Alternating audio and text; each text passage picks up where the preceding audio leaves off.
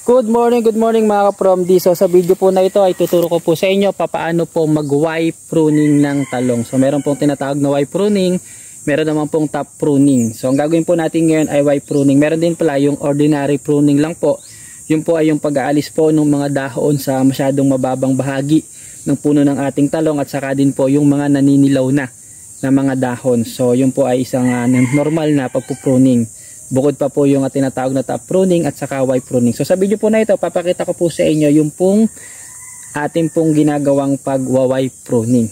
So unang-una mga ka-Promdi sa Y pruning po, no? So tinatanggal po natin yung sa pinakababang bahagi po, yung pinakababang dahon po. Yan, tatanggalin po natin yan. Ganyan po, no? So kaya po siya tinawag na Y pruning. Doon po sa part na siya po ay nag-Y na siya. Tanggalin din po natin to, no? Kasi ito po yung area na naka-Y po siya. Kaya kung tawagin po ay Y pruning. So tanggalin po natin lahat yan. So ginagawa po yung Y pruning mga ka-Promdi sa panahon na siya ay malapit ng mamulaklak at malapit ng mamunga. Pwede rin kapag nagsisimula pa lang po siyang mamulaklak. Kagaya po nitong atin pong tanim na talong.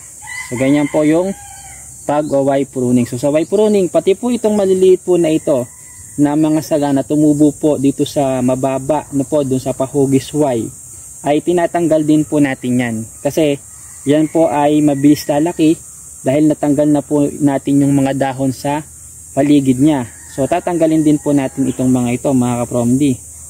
Kahit yan po, kahit kamayin lang yan, madali lang. Yan. So ayan na po siya mga ka-Promdi yung itsura po ng ating Y pruning. So alisin pa natin itong isang dahon po dito.